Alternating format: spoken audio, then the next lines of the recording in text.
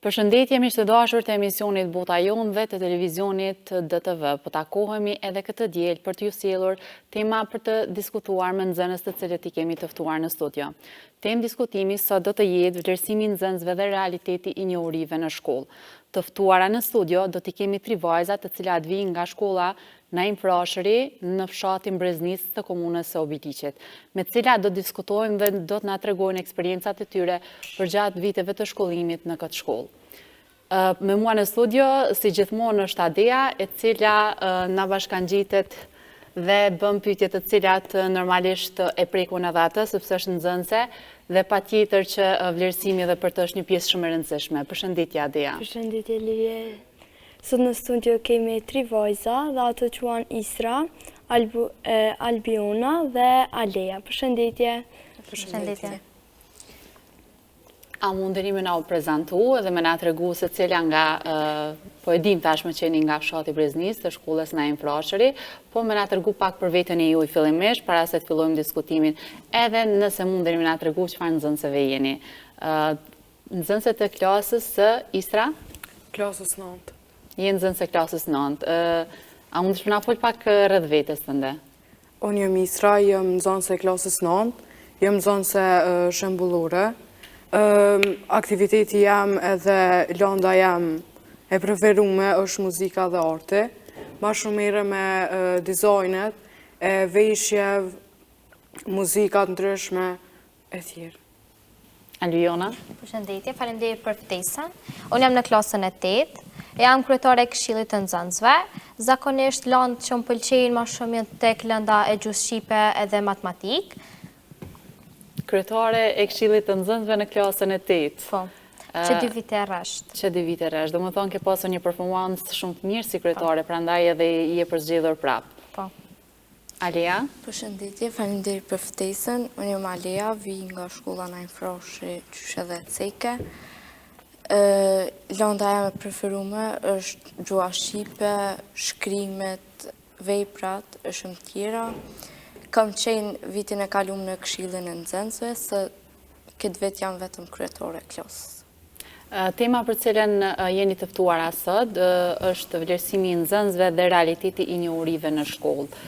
Jeni në klasë, ta themi, 9-8, kështu që besoj që tashme e keni një mendim të saktë rreth vlerësimit I cili bëhet në shkollën tuaj. Ndoshta edhe nga të afërmit tuaj të cilët janë në pjesë të shkollave të ndryshme, ndonjëherë ndoshta edhe diskutoni për formën e vlerësimit të cilën e bëjnë mësimdhënësit dhe në sa në realitet janë të sakta ato vlerësime të cilat ju I merrni. Albiona, a mundesh më na tregu, a mendon që gjithmonë nota e tregon realitetin e njohurive që një nxënës mund t'i ketë? Zakonisht ne nuk pajtohena me mendimin se nota mund të më tregu gjithë realitetin. Zakonisht nxënësat e kanë atë pritshmërinë që me mësu përmendsh tek testet ose projektet çka do që të kemi dhe nuk e kanë atë performancën e dijes, zakonisht që mundet me përcjell gjatë gjithë jetës. Kjo mendoj që nuk e kallzon gjithmonë notën në realitet. Isra?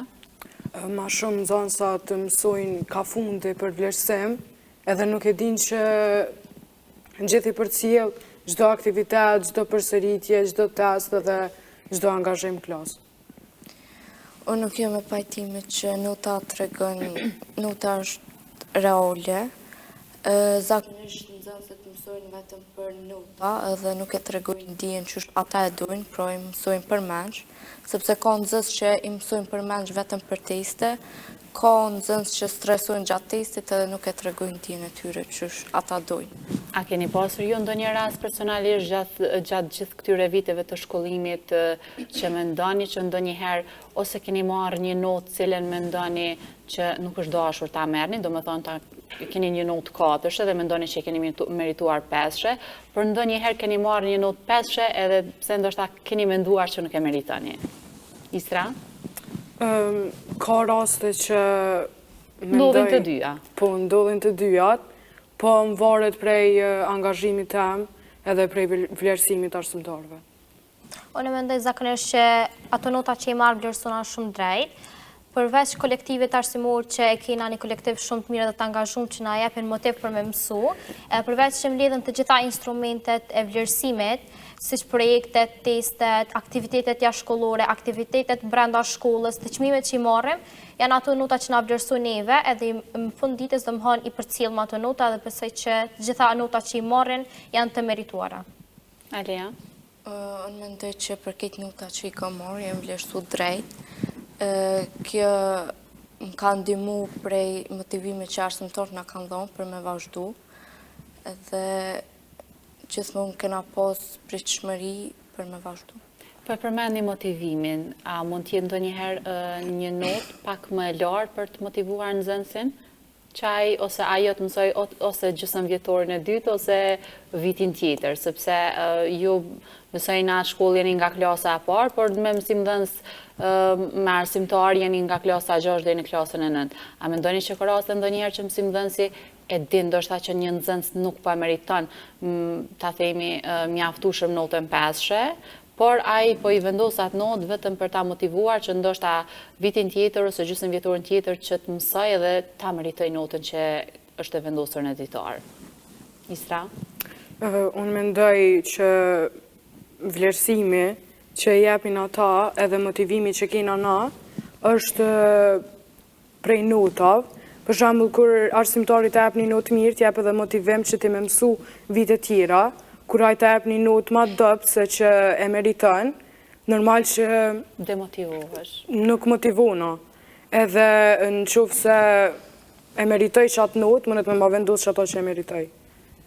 Zakonisht e këto nota që vendosen tek arsimtarët, unë nuk besoj që ndoshta kishin një motivim i mirë nëse i vendoset një notë e lartë, por zakonisht ato që i përforcojnë ose i shtin që me hinë për grupe ose domthon punime të ndryshme, për shembull ato që janë aktivitetet brenda shkollës, zakonisht i shtin që me përforcu dijen e tyre ose me pas një bashkëpunim brenda grupit.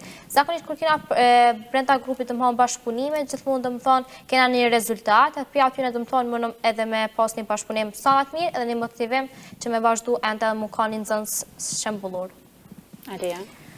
Unë mendoj që po, arsimtarët ta jepnin një notë kanë më të lartë që me të motivu, sepse i dim pritshmëritë e një nxënësi që mënet me marrë qatë notë.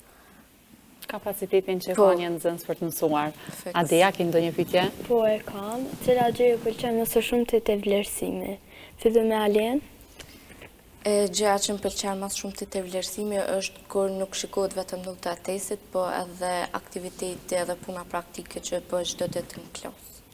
Ma shumë të kjo pjesa e shkollës, që zakonisht të shkolla edhe nuk i merr vetëm vlerësimet për shembull fi testet ose një projekt, zakonisht i mbledh të gjitha instrumentet e vlerësimit që i kemi, edhe na i vendos një notë, edhe kjo domethënë e bën që na më kanë ende më të vlerësuar, ose meqense nuk kemi domethënë vlerësimin më të mirë që e bëjnë përmes testit, shkrimit, unë për shembull më pyet përmes leximit ose ndryshe domethënë projekteve që i kemi ose detyrave.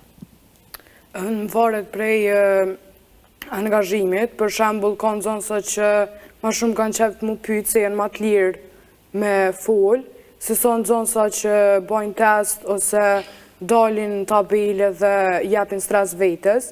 Për shembull, unë je kam ma shlirë me fol me gojë se sa me bon me test. Kur jemi tek pjesa e instrumenteve, secili mësimdhënës i përzgjedh instrumentet e vlerësimit tek nxënës edhe normalisht janë 3 instrumentet vlerësimit që keni në shkollën tuaj. Ndoshta ka mësimdhënës të cilët i kanë instrumentet e njëjta vlerësimit, por ka prej atyre që i kanë të ndryshme, ndoshta për shkak të lëndës që kanë dhe imponohet ndoshta forma e vlerësimit ndonjëherë. Por ju, çfarë mendoni? Cila ta themi është forma më saktë e vlerësimit tuaj, kur përmbledhen të 3 instrumentet, apo ndoshta keni raste kur mendoni që një instrument i caktuar e vlerëson më së drejti dhe më së sakti nivelin e njohurive që ju keni? Alea? Unë mendoj që vlerësimi më i saktë është kur shikohet këtë angazhimi që një nxënës e bën, jo vetëm nota e testit, sepse ka nxënës që i mësojnë përmensh për test, ka nxënës që stresojnë gjatë testit edhe nuk mund me tregu dijen e vet. Që shkon më mirë mu shoqëru edhe me angazhimet që bën në shkollë. Zakonisht e kjo pjesa është më mirë, dëmë kur janë një përmbledhje shumë e madhe, dëmë përmes të gjitha instrumentave, edhe kur të vlerësohet një nxënës. Isra?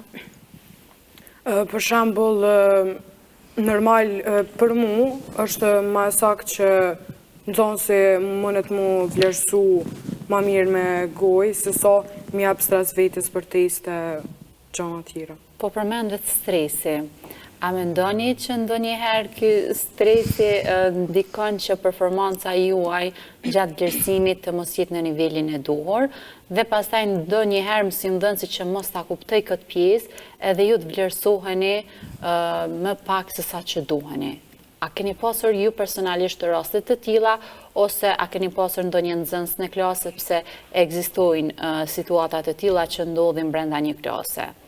Po ju personalisht, a keni ndonjë rast që keni përjetu, ose që keni dëgju nga shokë dhe shoqë të klasës? Albiona? Në klasë zakonisht nuk kom pas lloje të tjera ose domethënë për mi dëgju. Zakonisht ndonjëherë më ka ndodhur që kom pas stres edhe nuk e jam vlerësuar domethënë shumë mirë për shkak të stresit që kom pas, sepse kam mësu, po nuk e kam mujt domethënë me shfaq ashtu pritshmëritë e mia që kom pas për me marrë një notë shumë të lartë. Isra? Stresi normal ndikon në secilin nxënës. Kom pas edhe në klasë, kom pas edhe vetë që prej stresit ka pas që mos më jap motiv, edhe ka pas që vlerësimi me kon më i dop. Aria? Po, stresi është një detaj që shumë nxënës ndoshta nuk e tregojnë pritshmëritë e tyre mirë, se në përtesë se gjithmonë shoqërohet stresi, kom pas rosta dhe vetë, ka pas rosta dhe në klasë tem. A ka pasur ndonjë metodë se si e keni menaxhuar këtë pjesë? Sepse secili person ka. Ndoshta në raste të caktuara kur kemi ndonjë garë ose kemi ndonjë test pak më të rëndësishëm, normalisht që ka gjithmonë stres. Si keni arrit ju me menaxhu? Sepse besoj që keni marrë pjesë në përgara, duke qenë se një nxënës të shkëlqyeshme, në lëndë të caktuara keni marrë pjesë në përgara. Çfarë do të qofshin ato? Si keni menaxhuar ju pjesën e stresit? Ali? Ose vazhdo, Albiona? Përveç motivimit që ka qenë domethënë një shtysë shumë e madhe për me hik stresin, për shkak që i qetësojna zakonisht ato që mendojna që kena me u vlerësu shumë ma mirë kur t'jena ma të qetë. Zakonisht kjo pjesa e stresit gjithmonë na penalizon, zakonisht domethënë nuk e kena fokusimin tek pjesa e testit, po qysh po dalëm më në fund. Kjo pjesa motivimit ose brenda aktiviteteve që marrim pjesë, zakonisht na i hik stresin, edhe që marrim një vlerësim shumë ma të mirë për shkak se e kallzojna diturinë tonë, idetë tona, angazhimin tonë e bashkëpunimin përmes grupit. Alia? Menaxhimi i stresit zakonisht bëhet kur janë testet më të rëndësishme, si për shembull gara shkollore që i kena në shkollë që bëjnë çdo vit. Menaxhimi i stresit na shtyn më shumë kur një arsimtar na motivon, edhe na tregon që kena pritshmëri edhe mujna me kalu. Isra? Stresi normal bëhet kur testet janë adin më të rëndësishme, që është të ciku edhe Alia që kemi gara çdo vit në shkollën tonë. Kemi edhe aktivitetet ndryshme, ku stresi normal që është të na, po kur e dina që mundëm arrit diçka në jetën tonë, edhe mundëm të ardhmen tonë me pas sene më të mira, stresi normal që... Zgjemi që me përjetu edhe atë stresin. Po, edhe stresi normal që hiket. A keni pasur ndonjë rast, ose a mendoni që ndonjëherë komunikimi nxënës mësimdhënës duhet të jetë i shëndosh, sa ju të keni lirinë edhe ndonjëherë të tregoni brengat e juaja, ose shqetësimet e juaja, ose kërkesat e juaja në lidhje me vlerësimin që po bëhet, sepse ju të gjithë janë të kënaqur me vlerësimin që realizohet brenda një klase. Normalisht që nxënësit e shkëlqyeshëm nuk kanë ankesa asnjëherë sepse mësojnë, por ka raste kur disa nxënës të tjerë nuk janë në atë nivel, edhe normalisht që janë të pakënaqur, edhe ndonjëherë i drejtohen mësimdhënësit pse ma ke vendosur një notë të caktuar.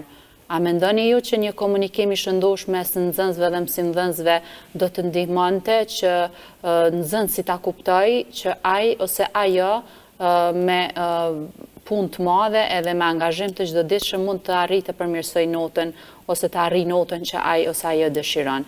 Sepse pavarësisht faktit që notat të ndihmojnë që të vazhdo shkollimin në drejtimin që ti dën, ndonjëherë ka nxënës cilët ndoshta nuk i kanë gjitha notat 5, por ka raste kur janë më të dijshëm se disa nxënës të cilëve ju figurojnë të gjitha notat 5, sepse pastaj rezultatet në shkollat ose drejtimet të cilat i përzgjedhin po tregojnë ndonjëherë diçka tjetër. Unë personalisht kom pasur rastet e tilla, andaj edhe kjo pyetje vjen nga eksperienca që e kom pas më herët.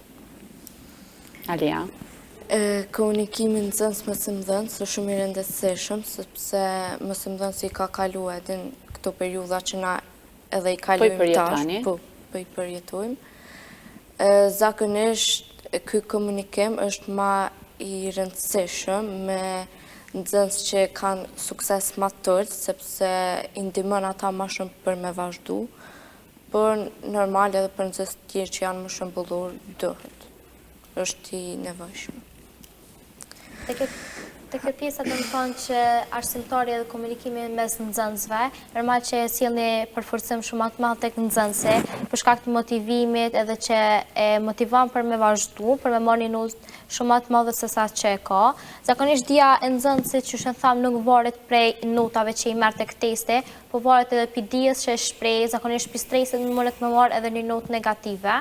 Kjo pjesë do të thonë tek jo vetëm tek arsimtarët, i kena të thonë të pjesa e komunikimit e bën që arsimtarët e kolektivit tonë, shkollës tonë, e ka një komunikim shumë atë mirë, edhe këta e bën që shkolla jonë me pas sa më shumë suksese, si nivele komunale, nivele shtetërore, dhe kena përfaqëson si një shkollë shumë atë mirë. Komunikimi mes arsimtarëve dhe nxënësve gjithmonë duhet me qenë i mirë, se nxënësi mundet më ndiku prej komunikimit jo të mirë. Kur nxënësi me arsimtarin ka komunikim të mirë, normal që ka më motivu që mi jep edhe atina pak drejt. Kur një nxënës shembullor edhe një nxënës që nuk ka mësuar të vitin, edhe nxënësi i mirë nënvlerësohet kur ja vendosin notat jo korrekte. Adia? Po, cila gjë është më rëndësishme për një vlerësim? Fillem me Isra? Normal për vlerësim është më i rëndësishëm çka ti fol, çka ti angazhohesh, edhe çka mundesh me fol. Mënyra se si ti shprehesh ndoshta kur përgjigjesh për një pyetje të caktuar, sepse ndoshta ka nxënës ndonjëherë që mundohen të përgjigjen rreth një pyetje, por në fakt janë duke folur komplet diçka tjetër, vetëm që mësimdhënësi ndoshta ti dëgjoj dhe të mendoj që është ajo përgjigja e duhur, sepse nxënësit ndonjëherë dinë të bëjnë manovra të tilla. A mendoni edhe jo që bëjnë ndonjëherë? Ka që bëjnë. Albiona? Të kjo pjesa e nxënësve, do të thonë tek pjesa e angazhimit dhe vlerësimit, zakonisht do të thonë nxënësit vlerësojnë në mënyrat që ata i kanë më shpreh ose do të thonë janë më të lirshëm me arsimtarët. E çtam kjo pjesa e komunikimit është një plus për secilin nxënës, sepse ka një marrëdhënie shumë më të mirë me arsimtarin, edhe kjo pjesa e bën që mundi shumë më lirshëm edhe me ful me to, edhe për pjesën e komunikimit edhe vlerësimit, e kjo pjesa e shkollës, do të thonë pjesa kolektivit arsimor, zakonisht do të thonë vendoset përmes instrumenteve, edhe kjo pjesa bën që na mu vlerësu të gjitha pjesët, pse ndonjëherë nuk kena shumë të mirë në secilin instrument, por kjo na bën që me marrë domani një notë të mfundshme me vlerësim. Vlerësimi i nxënësve është shumë i rëndësishëm. Kjo lidhet pak edhe me pjesën e komunikimit të mësimdhënësve që e ndihmon edhe më shumë. E përmende Isra pjesën që ka nxënës të cilet mësojnë përmendsh edhe ndoshta mësojnë vetëm 1 ose 2 muajt e fundit të përfundimit klasës 8, 9 ose 7. A mendoni që ndonjëherë ose a ndjeni ndonjëherë që po ju bëhet e padrejtë në këtë rast, sepse ka nxënës ndoshta që janë shumë inteligjent, por gjatë gjithë vitit nuk mësojnë ose gjatë gjithë gjysmëvjetorit, edhe kur të vije koha e vlerësimit përfundimtar, ata përgatiten mjaftueshëm edhe ndoshta arrin një notë cilën e ka Isra, do të thonë notën 5, pavarësisht që ai nuk ka qenë gjatë gjithë kohës i angazhuar. A ndjesh ndonjëherë që po të bëhet e padrejtë, pse ti po vlerësosh me notën 5 edhe ke qenë aktive gjithë kohës dhe një nxënës i cili po pytet dhe po i rregullon të gjitha detyrat apo projektet cilat është dashur t'i përfundoj, po vlerësohet në të njëjtën formë sikur te. Normal ku një nxënës që e ka notën shembullore dhe një nxënës që nuk angazhohet vitin, normal që edhe ti ke mu nënvlerësu, edhe ke menu me veten, normal që adin nuk është bashkëkorrekte kur një nxënës mëson edhe një nxënës nuk angazhohet në vitin.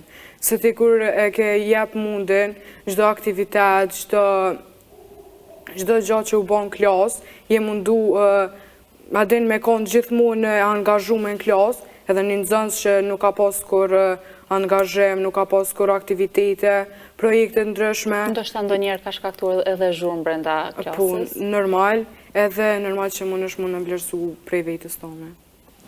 Kjo pjesa të më thonë që nuk më ka ndodhur kur njëherë me dëgju të më thonë tek pjesa e shkollës, që në një nxënës për shembull nëse kam pasur në një lëndë 5 edhe ai të më thonë gjatë tërë vitit ka bërë shurëm edhe s'ka mësu, edhe për një kohë një periudhë shumë shkurt ka me arrit qatë notë, zakonisht nuk kam dëgju kurrë, edhe normal që ish ka një demotivim të më thonë për mu, nëse kish marrë qaj nxënës notën e njëjtë, kur jo më kanë unë e angazhuar gjatë gjitha asaj periudhe, edhe ai për një periudhë shumë të shkurt e ka bërë të njëjtën notë si e temën. Alia? Sipas me kjo nuk kish qenë shumë e drejtë, sepse një nxënës që nuk ka mësu të në vitin, nuk i ka bo këtë aktivitetet që ndoshta një nxënës shembullor i ka bo, edhe në fund vitit i mëson ketë, kjo është veç për mensh, edhe nuk e tregon dijen e vetë, është pak e pa drejtë. Apo ajo mësojmë vetëm që ta kenë një notë e cila figuron dhe t'i ndihmon të ardhmen që të regjistrohet ose të vazhdoj shkollimin aty ku ai ose ajo ka pretendime ose synon. Adia? Po, përveç që vlerësimit, ta keni ndonjë aktivitet jashtëshkollore që bëni bashkë me shkollën, apo ju? Filloj me Isra? Po, normal kemi aktivitetet ndryshme shkollore, ku edhe prej atyne vlerësohen nxënësat, si aktivitetet gara shkollore, projektet ndryshme, edhe për arte, muzikë edhe shfaqje tjera në shkollë. Kjo pjesa aktiviteteve jashtëshkollore zakonisht ne është e zhvilluar. Kjo pjesa teorisë do të thonë që e mojna zakonisht në përmësime, na ndihmon që edhe kur dalim në ndonjë vizitë me përforcuar më shumë edhe teorinë praktike, cilën na ndihmon kur bashkon të dyja na jep një bashkëpunim shumë më të mirë, edhe na mundon të vlerësoj edhe në aktivitetet jashtëshkollore, ku dhe në këto aktivitetet brenda shkollës që bëhen zakonisht janë shumë më motivuese, se zakonisht ka një bashkëpunim mes nxënësave, e një konkurrencë mes garave që i bëjna. Zakonisht këto garat brenda shkollës, cila jena vetëm ja shkollë që i bojna në komunë, garat me zvetje, për lanë shkencave, në letërsi e tjerë. Aktivitetet jashtëshkollore në shkollën tonë janë shumë të zhvilluara, që shecik edhe Albiona. Vetëm ja shkollë në komunën tonë është që i bën gara shkollore çdo vit. Kjo na bën që me përfaqësu shumë mirë dijen tonë edhe shkolla jonë përfaqësohet hala më mirë. Po shoh që ti kemi ndoshta edhe 40 minuta të tjerë, ne do të diskutonim edhe do të kishim çfarë të flisnim për shkollën tuaj, por ne jemi duke ju afruar fundit të minutave të cilet janë rezervuar për pjesën e parë të emisionit. Më herët Albiona na tregoi që e përmendi faktikisht garat komunale dhe shtetërore. Ju si shkollë besoj që keni marrë pjesë dhe besoj që keni fituar edhe vende, ndoshta të para apo të dyta. A mundesh më na fol pak rreth kësaj pjese në pika të shkurtra dhe pastaj normalisht do ta përmbyllim. Përveç këto garave që i bëjna në shkollë, zakonisht këto performancët do të thonë e kena pasur me fitu nxënësa sa më shumë performancë, edhe nivelet që i fitojna, ndërsa këto gara do të thonë që i bëjna brenda shkollës praktike, zakonisht e kam pas vendin e parë edhe të dytë, ndërsa në nivelin shtetëror domosdoshmë ka shumë nxënësa që i kanë fituar dhe na kanë bërë shumë krenar neve si shkollë, edhe na e bën që me pas një performancë shumë më të mirë në shkollë sepse kemi arrit deri në nivelin shtetëror. Edhe pse jeni nxënës nga një fshat i komunës Obiliqit, ju keni arritur që të merrni vende të para dhe normalisht që të bëni krenar ju vetëm veten tuaj prindrit, por edhe mësimdhënësit, sepse fakti që ju keni arritur në një nivel të tillë është, ta themi më shumti është nga mësimdhënësit tuaj që i keni. Merite atyre, por normalisht të përbashkët me tuaj, sepse aftësitë tuaja, përkushtimi juaj maksimal dhe përkushtimi mësimdhënësve kanë bërë që ju të arrini sukseset që tashmë keni si shkollë. Vajza, kënaqësi shumë e madhe që ishit pjesë e emisionit Bota Jonë. Faleminderit edhe juve për ftesën. Adea, ishte pak e heshtur, por në pjesën e dytë të emisionit do ta keni Adea bashkë me një vajzë e cila është pjesë e shkollës së muzikës Prank Jakova, luan instrumentin harmonik, por që fatkeqësisht sot nuk patëm mundësi që ta kemi instrumentin në studio për shkak të disa prishjeve teknike që kishte instrumenti. Prandaj Djella do të na flasë në pjesën e dytë të emisionit dhe do të na tregoj për përvojën e saj si një vajzë e cila luan harmonik. Ne do të ndohemi tani dhe ju do të riktheheni në pjesën e dytë bashkë me Adian.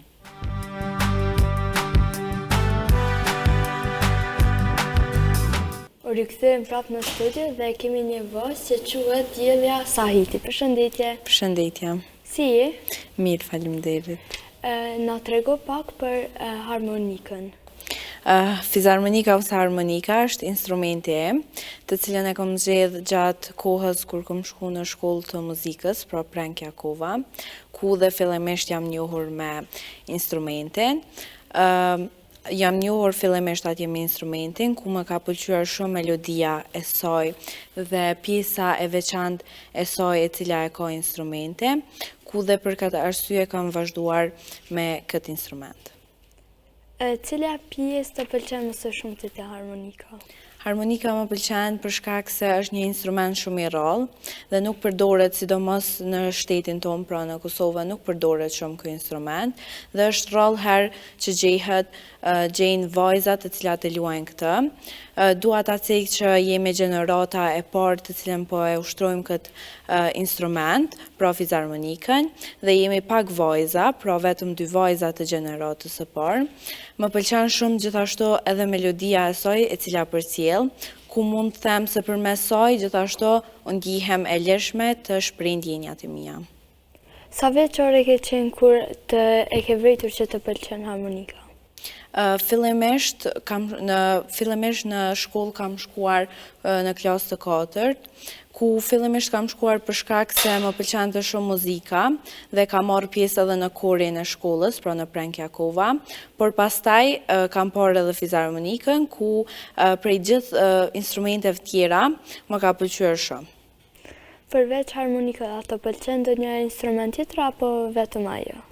Po, ka dhe instrumente shumë të veçanta si fizharmonika që më pëlqejnë, sigurisht që më pëlqen shumë edhe piano, për shkak se janë edhe të ngjajshme.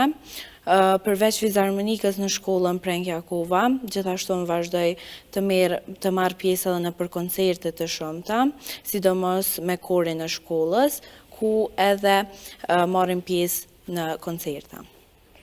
A ke fituar ndonjë vend të parë?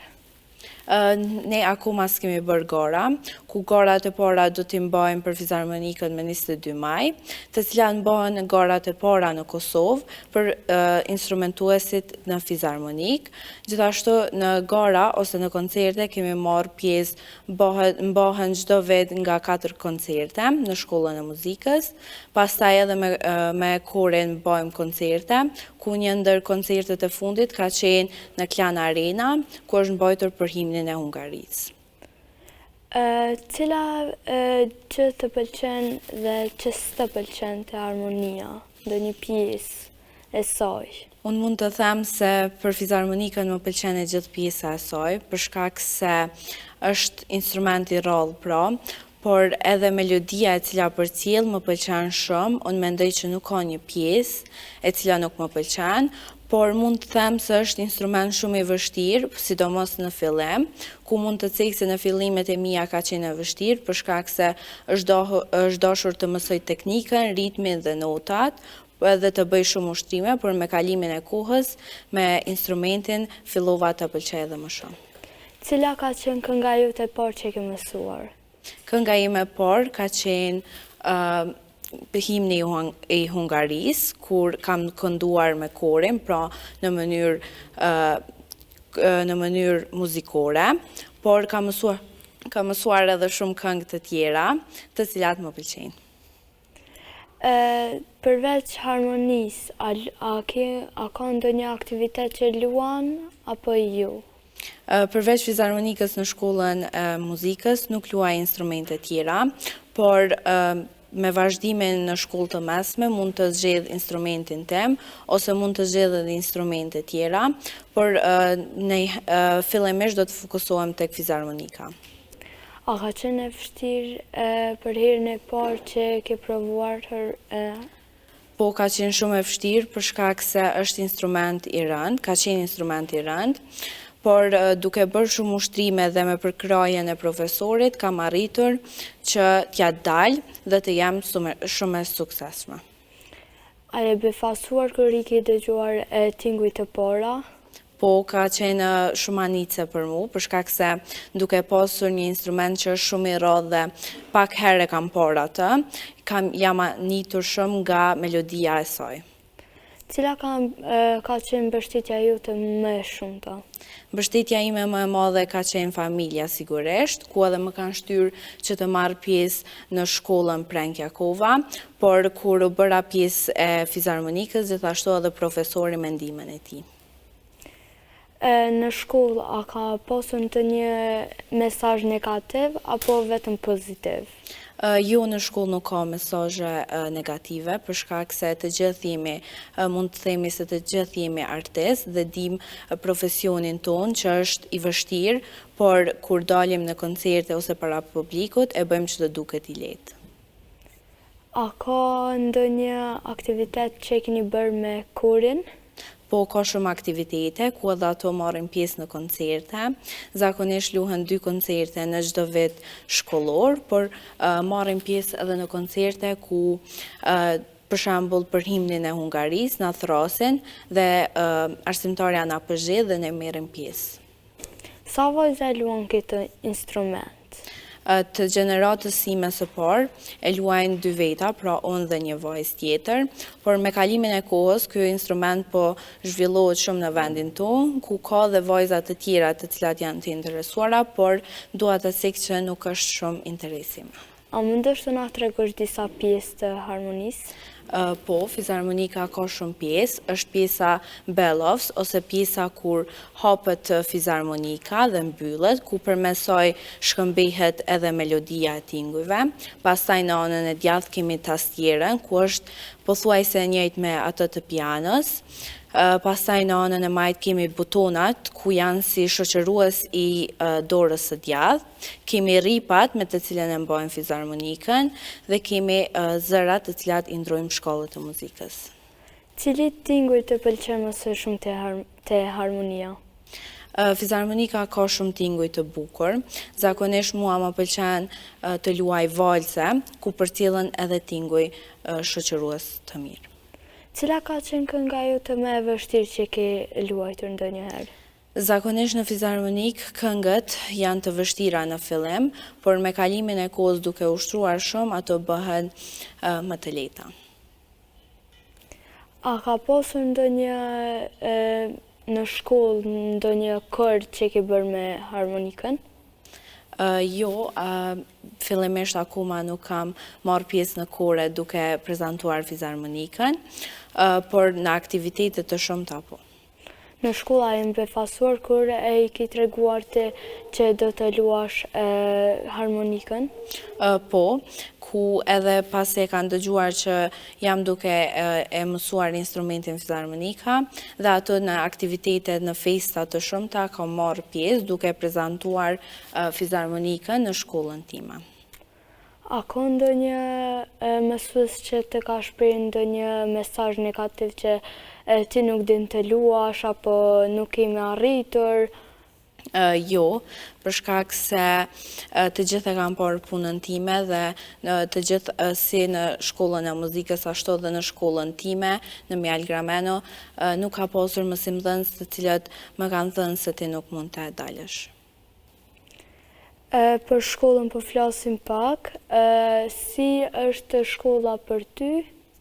Shkolla për mua është një gjë shumë e vlefshme, për shkak se na mëson dije dhe edukatën tonë. Përveç dua të them këtë se përveç që në Prenke Akova mësojmë për muzikën, ato ka mësuar shumë edhe për disiplinën dhe punën që duhet ta kem si një e suksesshme që dua të bëhem kur të rritem, dhe kështu kjo më ka mësuar shumë. Cili është mesazhi yt për të gjithë fëmijët që dëshirojnë të luajnë harmonikën? Mesazhi im është që mos të ndalen kurrë, edhe për shkak se në fillim mund të jetë shumë e vështirë, por ata duhet ja dalin dhe duhet ta promovojnë atë që e pëlqejnë. Pra, ndan ka dalë erdhi fundi i këtij emisioni. Faleminderit shumë që ishte në bota jonë, ishte kënaqësi. Faleminderit edhe juve. Fatkeqësisht instrumenti nuk ishte me neve sot për shkak të disa problemeve teknike, por shpresojmë që pas garave të takohemi përsëri. Faleminderit shumë. Pra, miq të dashur, ishte kënaqësi që ishte sot me ne dhe i erdhi fundi i këtij emisioni. Mirupafshim.